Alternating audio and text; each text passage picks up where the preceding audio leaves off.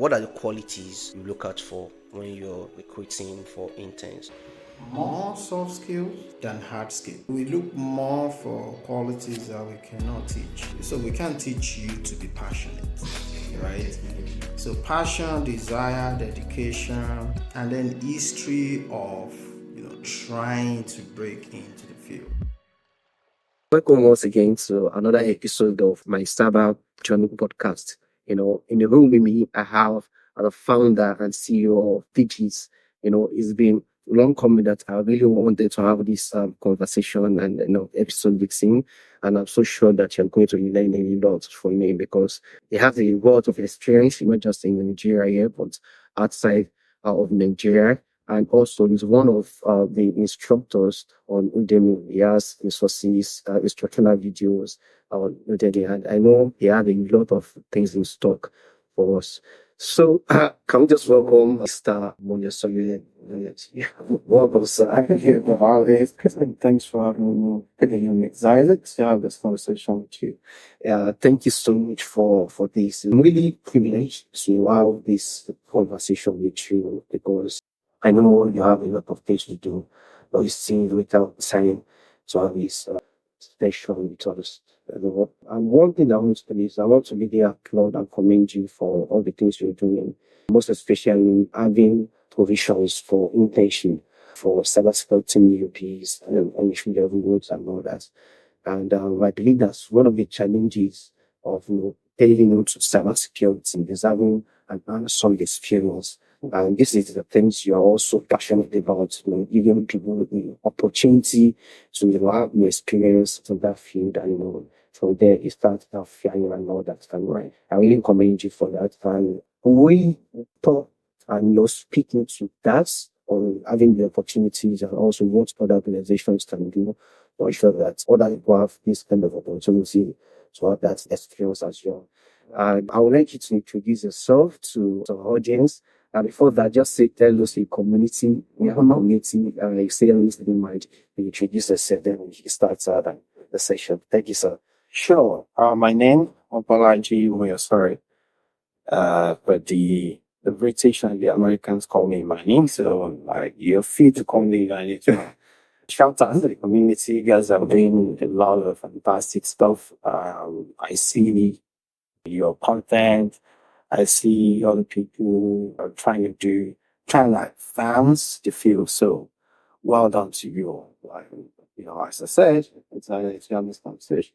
Yeah, thank you so much. So happens that I'm sure it well. Yeah, I just have to own this opportunity. Just playing into Nigeria. And I'm curious. I want to know how you kickstart your channel. How did you ignite the passion and just focus on the cybersecurity? Yeah. So I studied metallurgy and materials engineering, so that's zero. That's crazy. But in those days, there wasn't anything in cybersecurity anyway. So my journey in IT started in networking. I started as a network engineer, on the days of Cisco and stuff like that. So when I graduated, about in that time we had I think I waited about 9 or 10 months. And when I went for service, this was 2000 session. Wow. Yes, I finished on IFE OAU. So there were a lot of strikes, of course, and we had to wait like a year before we went to service. But my passion in IT started in part 5, right? I was given an impossible project topic, design and construction of an industrial incinerator for solid waste management. Wow, they were linked, right? And in those days, we were, if you've been to OAU before, there's a Turkey called White House, Department of Electronics and Electrical Engineering, and then Sciences. So those guys were like the early leaders. They had computers, internet, so we had to go through 9,000 the queue. And it happened that the resources I could find for my project topic were only available online. So I had to go spend hours and hours there. And I was fascinated that I could be there if pulling resources from servers all over the world, all the way from the US. In our library at the time, the only book that was available was written in 1972. I was talking about, 1999, 2000. So, I was fascinated. So my passion for networking developed it, wide area networking and stuff like that. And some of my mates in other faculty, they have been writing PCNA exam before we graduated. So I was kind of inspired by them. And I knew I wasn't going to do metallurgy and material engineering, and that's a story for another day. It was in part three, our professor said, geography is never going to finish, right? And that was one of the reasons why I chose to go study that course. So I started to kind of like direct my passion into the field of IT. So as soon as I graduated, I got into networking in a lot of systems. Bear in mind, we got very, very limited resources, back then, internet. I mean, there was no like broadband or anything like that. It was dial-up. So you have to wait hours and hours for the page to load. But then I got lucky in my service year. I worked with the first wireless internet service provider in Imo State. So we had VSAT. So I had a limited access to the internet. At the time we, bought microwave radio devices were actually like internet service provider. So I had unlimited access, and that run there essentially shaped my career. So I got into Cisco, and then after that, I came over to Lagos, got the job pretty much the following week, because I had developed myself to that extent. So, talking about how I got into cybersecurity.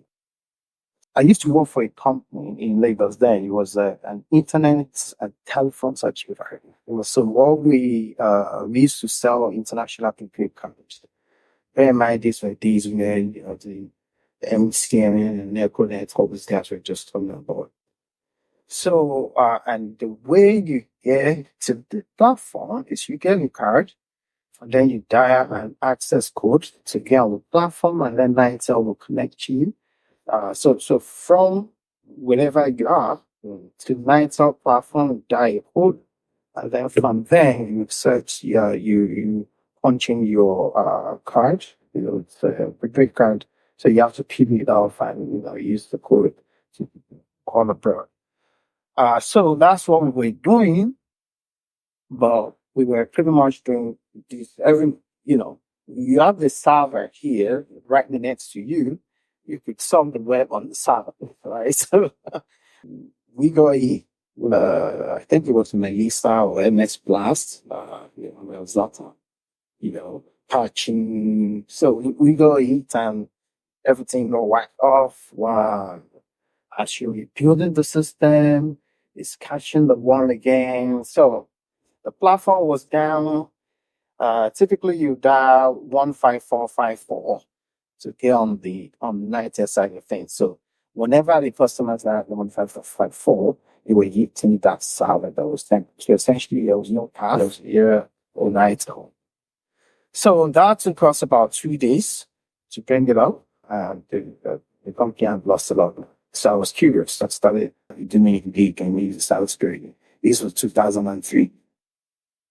And then later that year, by the way, I was already finding my job path. So I was already on the job actually then. So later that year, I started to work for a company, one of the banks, First Atlantic Bank at the time. And that's what became Feedback and then Power Merchant League. So, I got into the bank, network engineer, but then those days, you do Cisco and Microsoft. So I was doing patching, firewall reviews, and all that. So that was really how I got into cybersecurity before I then left Nigeria.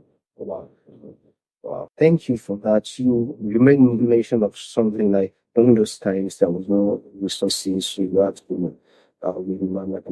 Apart from that, what challenges did you face in being able to establish yourself in the industry? No, I mean, those were my early days. Yeah, so there was nothing I can start with. But Like when I was in Nigeria, I was more of an entry level guy, right? Not a senior guy by any stretch. But of course, studying in Nigeria, even though AU was one of the best universities around at the time, you know, started for I just knew that I was never gonna get a second degree in Nigeria because the quality just wasn't good enough for me.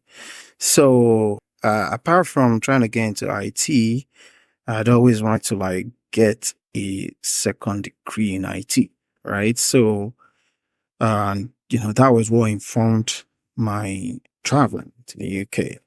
So, getting to the UK, that completely changed my perspective, right? Because the mode of study and the opportunities and stuff like that. So I didn't really start to, and by the way, I worked, while studying as well, and I didn't really fully appreciate the field until I left Nigeria. Wow. I found out that in Nigeria, you do everything, but there were rules, right? So there were specialties. So, and of course, as soon as I go over there, the challenge related to access to resources disappeared, right? Because now, you had the broadband and, easy access to resources. And that essentially accelerated my development. Then working within the corporate, corporate environment in the UK also kind of shaped my perspective compared to what I was used to in Nigeria. And then I got into my security proper because in Nigeria I was doing everything, right? I got into security proper when I, got into visa in 2007. And since then, I've never been back. Well, Wow, that's amazing. Very interesting, interesting story. So, if you look at the landscape, most especially globally, we've seen that there's a lot of opportunity in cybersecurity field, but we've been seeing a lot of low skill gap in that regards as well. And one of the questions that people want answers for, most especially in Nigeria, is having internship. I believe that outside Nigeria, there is, a lot of avenue to practice cybersecurity, internship, avenue, voluntary roles, and all that. But it's quite a challenge here. And I see that that's one of the things you are trying to also tackle by giving that room and opportunity for new people trying to have access into that space and also bridging that gap. First thing I want to ask is that what motivated you? Because the number of organizations giving that level of opportunities to newbies is very low. Most organizations are looking at people that are already made, like you're already an expert in the industry. They don't want to start training again. They don't want to invest again. And some are also giving a form of bond, even if they are trying to poaching people, they will give you, contract bonds, which is quite ridiculous. You understand? And one of the things you've been trying to do is giving that open contract to people, ensuring that even not just a free internship, you're also giving it as a paid internship. So I want to ask what motivated that and how can other organizations also emulate that as well? yeah, good question. I get this all the time because it's not something that is common Yeah, in definitely. Nigeria. But in America where I live, this is a normal thing, right? So I guess the inspiration came from there. In one of my previous roles, I used to be the point person for information security to the HR right? For the HR. They call it university relations. So every year we would go to the, local universities to go hunt for talents. And then I started to think, and I got a few interns that I ended up extending offers to. Some of them were even like, because they had other opportunities, they rejected the offer, right? And then I would think, oh my God.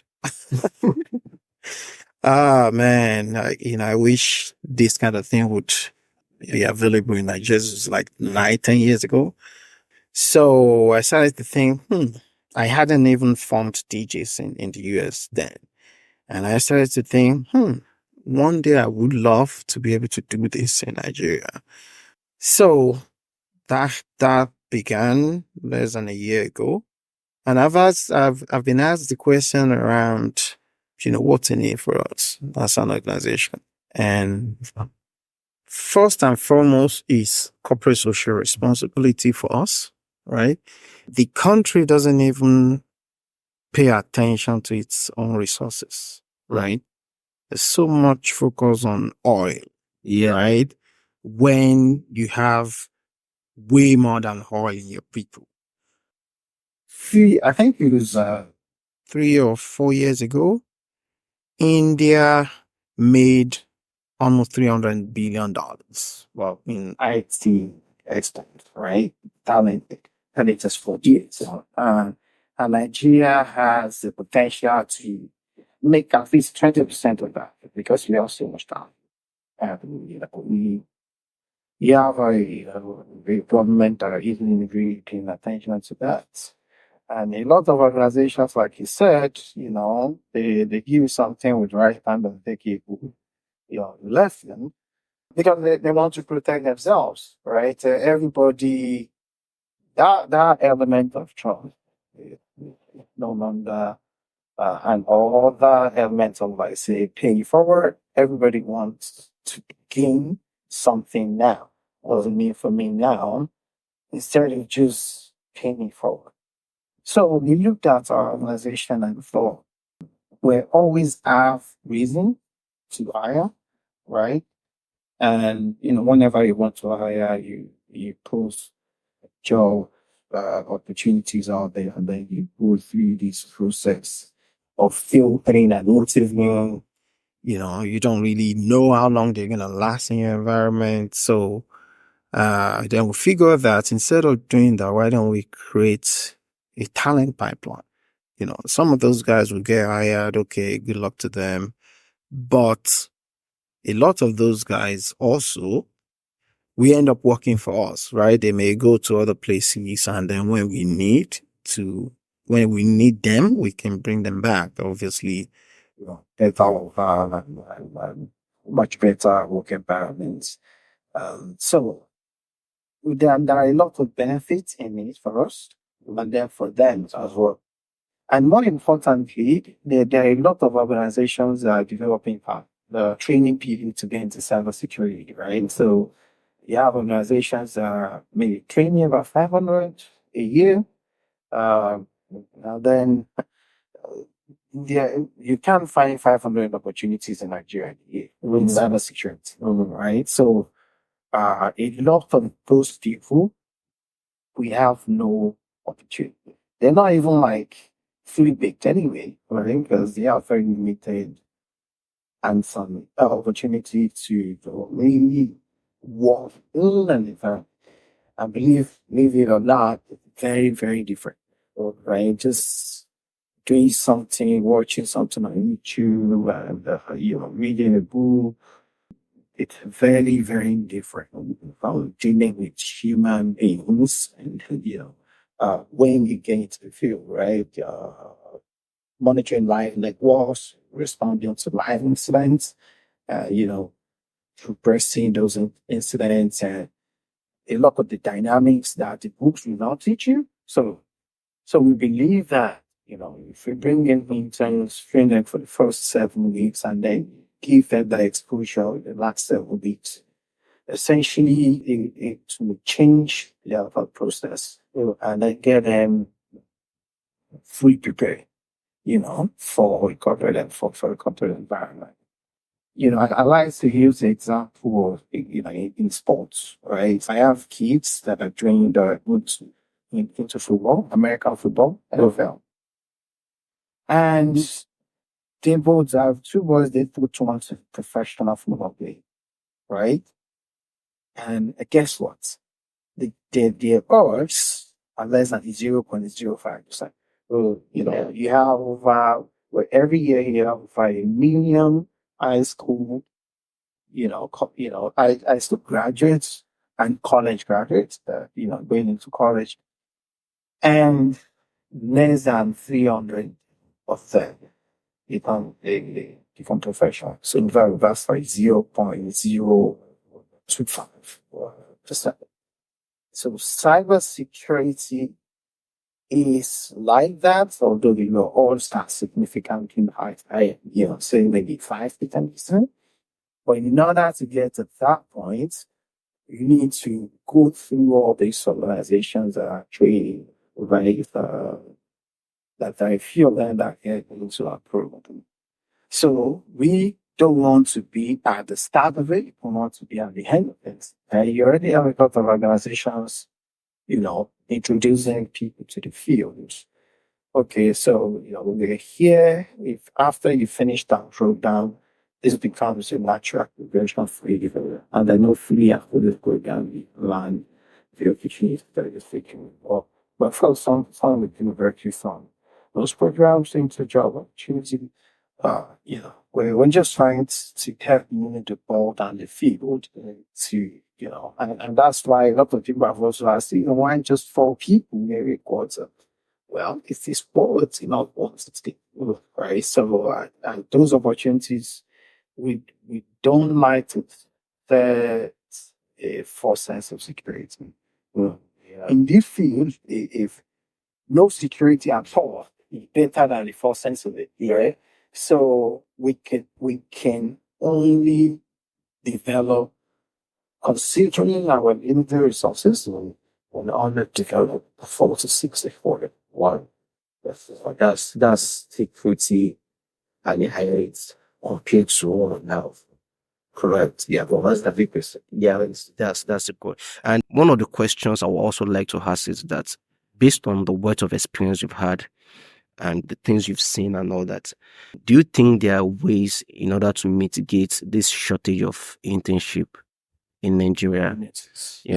We have system integrators, we have other financial sectors in Nigeria and all that. And all these companies you're looking at needs and for professionals, for cybersecurity engineers and all that. So far, you have a company, you are running on the internet, you need someone to understand. So I believe there should be more opportunities, a lot more opportunities in Nigeria than we currently have, most especially for interns. We can say that, cybersecurity is not an entry level job and all that, but most professionals that we have now started from somewhere. You understand? And now they started might be it's quite different from the way you started, might be different from the way other people started. But I believe there should be a program that's okay, even if there are pools of people very interested and some of the criteria they've passed it and they met it, they should be able to have plugs to do this internship, and it should be a norm in the country. It really should. So that you cannot leave to die in isolation, right? That is a symptom rather than a problem, right? This is a country where, such structure does not exist, right? And it's not only in the field of cybersecurity, internship in general, right? How many organizations are intentional about developing talents, bringing in individuals with new perspectives, right? Understanding that there is business benefits in that. That's not part of our culture as a country, right? So that's why a lot of organizations won't really see the need So think about it. If you go to universities in Nigeria today, if you see any exceptionally brilliant kid graduating from the university in Nigeria today, that kid is not staying in Nigeria. It's getting picked by the US, Canada, Australia, or the UK. Yeah. Those ones appreciate talent. Yeah. Right? So we are here thinking, yeah, okay, you're good, but we don't even think beyond stage 1 or 2. I mean, with the exception of a few organizations, where when in the universities, you would have Schlumberger and Shell come conduct tests, and pick the best brains, right? That's happening to a lesser extent now. Well, our population has exploded. The median age of Nigeria has a median age of 90. Right? Yeah. So we have if we don't have a problem of aging population at all. Right? So when you get into that situation where Your best brains are being pushed, why don't you learn something from the other? So the problem is the element, right? as a country, is not only about employers not wanting to give opportunities. Like you said, there are a lot of organizations that can say we have an internship program where we hire 1 or 2 interns per year. Let it not even be in cybersecurity. It could be IT, data analytics, whatever. Just open up that opportunity. Just consider it a corporate social responsibility. And we would be more productive. Yeah. As a country, as a collective. So this is the kind of program that can be driven from top down rather than from bottom up. Yeah. Of course, organizations like ours and all these other organizations trying to develop talent, we can still do our bit, but there's only so much you can do at our level. But if you have an intentional federal government that's engaging all these private sector entities and say, look, we want to get the best out of our talents and we need your help and we're going to incentivize you, right, to do so, then you're going to see this really picking up, right? So instead of, so last time that I was in the country in Q2, I had a visitor who also came from the US, and he came and said, "Oh, you're doing a lot. Do you get any support from the government?" I said, "Which government?" So which government? He said, "Man, if you did something like this in the US, they would be all over." I said, "Yeah, sure, I know. I know, but I feel I get more fulfillment from doing it here, right? And it doesn't take much, to do it here, but the results, you could build talent in the US and partner with organizations, and then give those. I mean, get those people into jobs, and then they'll say, "No, I don't want this one. It's not paying enough," right? Because there are options. But here, you give people the opportunity. Is a life-changing opportunity, right? So, that's a long way to answer your question of why organizations are not doing it, or why aren't so many organizations doing it. I wish I knew how to convince them to at least provide these opportunities. Wow. Thank you so much for that. I wish this get to so many people who are so instead of looking for any great talents, Kind of looking into building our resources and all that. Then one more thing I want to also ask that pertains to your internship. What are the qualities you look out for when you're recruiting for interns? I'm more particular about internship and entry level job because of people that are, willing to kickstart their career in cybersecurity.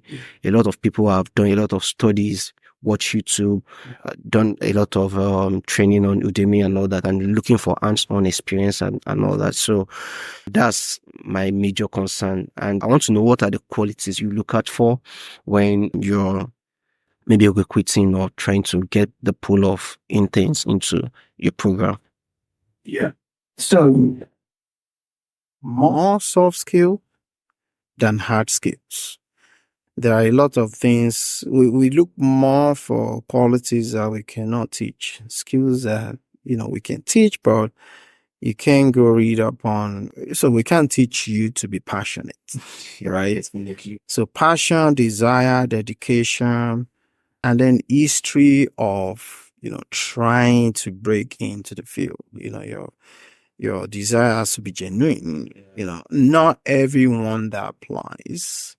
And now, this is why we deliberately make it easy for people to enter. We don't need you to submit your resume, for example.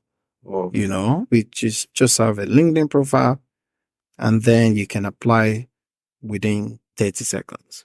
You can just put in your application in less than 30 seconds, right? That's why it's so easy to apply. Of course, we get a lot of junks as well. You filter, and then we get to like the first 150. Those are the people we schedule virtual interviews with. And believe it or not, at least 10 to 20% of these are no shoots. Right? You giving these people this opportunity, and then you schedule an interview with them, they don't show up. Right? Yeah, or when they show up, they're probably in a public transport somewhere or in a noisy place. So you can't teach those things, right? So those ones are they're just automatically disqualified, because we're looking for people to disqualify anyway. So you just don't waste your time. So that's, for the most part, if you get the basics right, then we don't ask very tough questions, because we're gonna teach you those things anyway. So we just want to be sure that you're genuinely interested in making a successful career out of this, and then we just said, Okay. Thank you for that. One more thing. This might be controversial. I'm already having a degree or certification.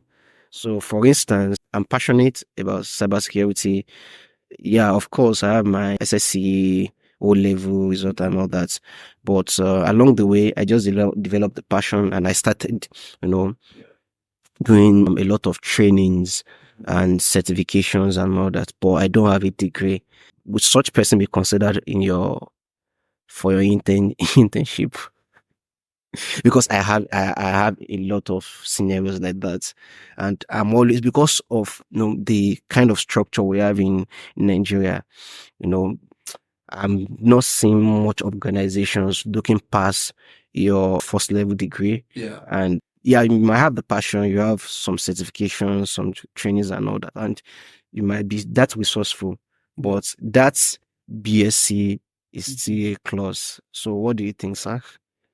So, yeah, as you said, controversial. but I'll tell you this: before we started this internship, one of my trusted SOC analysts actually doesn't have a degree, So I took a chance on him. Now he's doing his degree. I think he's in like open universities, stuff like that. I took a chance on him, I think, more than 2 years ago. Well, he's doing great, right? But then when we started this internship program, I made that a requirement. And so going to university more often than not makes you better, right? Yes, life experience, you mix a lot. Forget about what you're going there to learn. You mix with a lot of people, you learn to handle situations and all that. You develop your perspective to life. You face challenges that you have to navigate and stuff like that. So having a degree is very important. Don't make no mistakes. It's very important. But if we're looking to pick 4 people out of 1,000, assuming that 900 of those, because Nigeria, we read a lot, right? Yeah, we go to school. But there's a reason why Nigerian Americans are the most read, out of the migrants, group of migrants in the US. So if you have 900 people that have a degree and 100 people that don't have a degree, chances are a lot of those 100 people that don't have a degree will be eliminated in the first round. Yeah. Right. So that's it's just what it is. You can find, and you also have to consider that anyone that would work here will most likely have a degree. Because if you don't have a degree, I would say, so you can come out of high school and say you're looking for a job. You don't even mature enough for the corporate environment. And this is a country where people graduate high school like 16, 17. So, and if you are applying at the age of 2021, you don't have a degree. So what have you been doing? Right?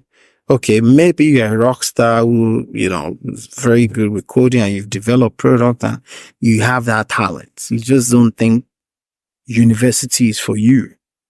We'll consider people like that, but maybe we would find them rather than they finding us, So maybe we'll notice them by virtue of what they've done and then try to bring them in.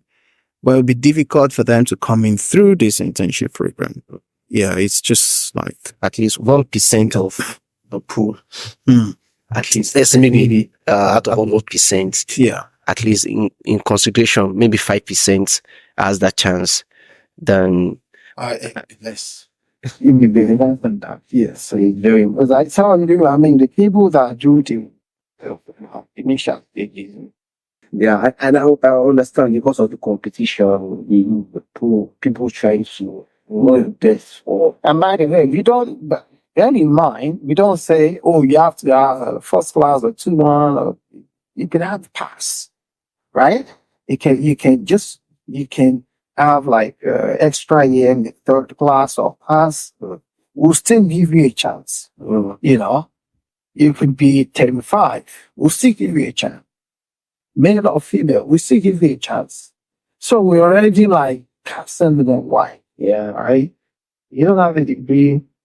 Yeah, no problem. Thank you for very much. Really balanced it and give an opportunity to someone that doesn't even have, but at least he still has to go pursue. It's adds something. It's a fulfillment. Okay, you are able to do something, program yourself for 2 years, and you achieve it. That's part of your catalog. So thank you for that. One more thing before we go, there's a lot of opportunity in cybersecurity, and there are more opportunities outside of Nigeria than we have here. And I've heard most people trying to apply for remote jobs, but one of the criteria for them or for the recruiter is that they have to be local. You understand? Within the country. Are there other opportunities in such a way that someone can secure a remote job outside of Nigeria without those clauses? Good question. But let me go back to your first statement. There are a lot of opportunities in cybersecurity. I think this is something that the industry that we've kind of gotten used to, it is a mindset. So when they say, the workforce gap in cybersecurity is 3.5 million. Okay. Initially, prior to the pandemic, I also just believed that without doing any kind of digging. I say, okay, read the ISC Square report. So much talent gap. So much, the talent gap, skill gap, absolutely 100%. Right? Is real. Job opportunities. That is a false sense of security, unfortunately. There are not a lot of opportunities. well, not a lot of opportunities as much as, we're being made to believe, right? It's just a reality. If you go on LinkedIn today and search for cybersecurity job opportunities in Nigeria, you're not even going to find 30, right? Can you guess how many people do cybersecurity in Nigeria? Like cybersecurity professionals in Nigeria. Can you take a guess? Today. We thank God the numbers. Yeah, people in the industry like here, like there's Nigerian cybersecurity professionals. And take a guess. I'm not sure. Yeah, I mean, just like something people. I think to be up to 1,000. A lot more than that, but that's already a problem. Right? If you say 1,000, let's even say 10,000. It's less than 10,000, but let's say 10,000. It's a country of 220 million people. You know what percentage that is? Let's say percentage of the workforce. I mean, let's say you have 1 million people doing IT in Nigeria. So that's 1%, right? 10,000 is 1%. So if you now have 30 job opportunities and you have maybe 5% of the 10,000 looking for opportunities, 5% of 10,000 is what? 500. 500, yeah. So 500 people are now fighting for 30. So really, those job opportunities don't really exist the way we're being made to believe. Come to, the first world country, the UK, the US. I have a lot of students in the UK and the US that are struggling to get jobs. The other day I was looking so I found one job opening on LinkedIn, cybersecurity analyst, because I checked this thing randomly. This was advertised like a month ago. Guess how many people applied? Over 9,000. One job, right? And so when they say 3.5 million, there was a time that earlier this year, I did the analysis. I could only find about just over 200,000 in North America, Europe, Africa, Middle East, Asia. Just over 200,000. So where's the rest of the 3 million? Right? Yeah. So the analogy of football, aspiring football turning professional it applies. Yeah. In the field of cybersecurity. This is not to discourage anyone, right? It is for people to understand, like, you have a lot of people now creating false sense of security all over the place. Oh, come take my course, you get a job within 6 weeks. Like, that's BS, right? So when people do this, they need to understand that there is no guarantee, right? You put all your energy in it, eventually you don't give up, you break through. Network with people who can get you there. Find yourself good mentors, and you may find you have a better chance getting a job through a mentor who knows someone, right? You can say, oh, I have a sharp kid, give him an opportunity. That to just be flying blind to do, right? So that's addressing the subject of job opportunities. Now, in terms of skills gap, it's real. And the opportunities that exist in the middle rather than at the entry level. So if you've put in 3 to 5 years of experience, of work, and you now know a lot, you can just call the shot. You can just dictate where you want to go if you know your stuff. because a lot of organizations are looking for ready-made pros, ready-made talents. So it can be bouncing here and there. But to get in, so a lot of those opportunities are concentrated in the middle, right?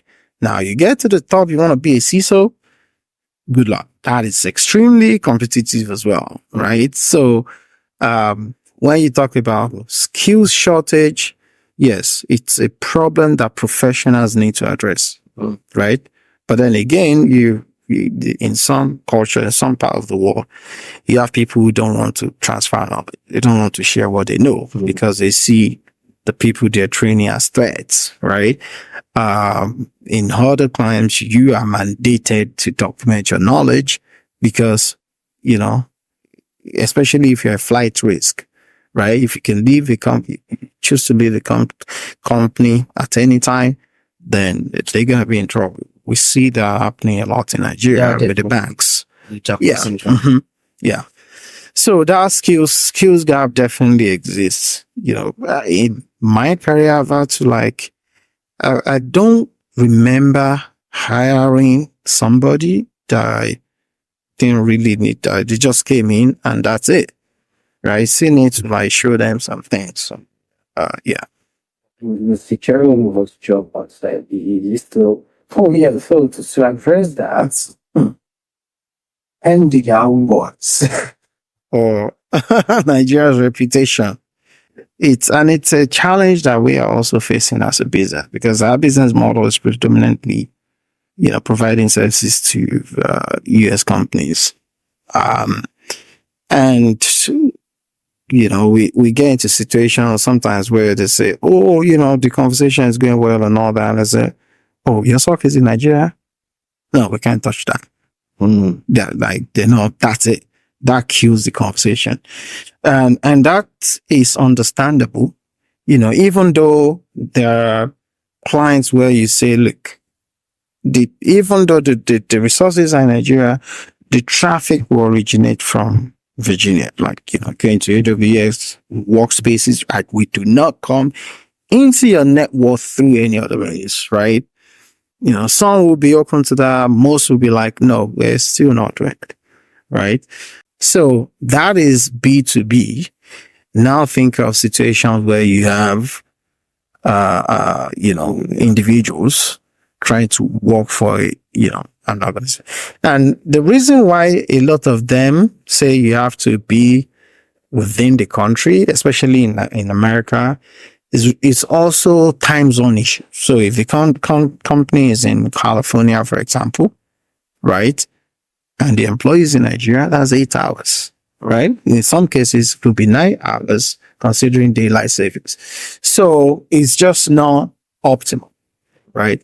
And also they may have regulatory obligations, right? CCPA or, Nigeria, we don't have good data protection or privacy laws. So you can say, no, we're not even taking chances. And everyone is trying to cover their backside. So whoever takes the decision to go hire a remote resource, and if something goes wrong, you're being worked out. So it's going to continue to be difficult until the government steps in. Again, you need the Nigerian government to understand the potentials in this space, right? Because India doesn't face this challenge, right? And because India has been doing it for years, and the government recognizes the opportunity. You have a lot of things have been, being in the industry in the UK and US. We've always heard, oh yeah, that team is in India. Oh, that team is in India. Even before, remote working became popular. So they've been doing it and, it's become known. Then you have a lot of South American countries. Then you have Eastern European countries. So every organization that is doing anything close to that in Nigeria is just it's just like hustling. You're just making your opportunities. There's no support. So This, and by the way, if the if the government supports organizations that are trying to do this, it's automatically creates opportunities for individuals. Because like I said, if you have 30 opportunities in Nigeria today, you probably have 3,000 out there. So you definitely have a better chance of securing an opportunity outside of Nigeria. It could be in, European countries. I've seen people secure opportunities. A lot of people have been moved from Nigeria. Yeah, definitely. There. And then you have a lot of software developers. Yeah. Working outside of Nigeria. Just cybersecurity there could be more cybersecurity professionals doing that as well. It's time, but it's just that reputation of cyber fraud that we need to address, and we need to be deliberate about that. Wow. Thank you so much. You've said lots, and I believe that a lot of people would learn from this session. Thank you. And one last thing, how can people enroll for your internship once the opportunity is out, so that so they can just follow us on LinkedIn or Twitter. This last time we started to create awareness in months before. So if you follow us on LinkedIn or Twitter, you are going to get to hear about it. So the internship starts the second Monday of every quarter. The first month of every quarter, the second Monday. That's usually when the interns resume. So you work your way back 1 month. So if you don't want to follow us, so right now, between now and so our next set of interns will resume on the 14th of October. So between 14th of October and say end of November, don't pay attention to whatever we're posting if you don't want to. But once it gets to December, start getting engaged, and then you learn about it. Yeah. Thank you so much, sir, for this session. So we'll come to the end of this episode.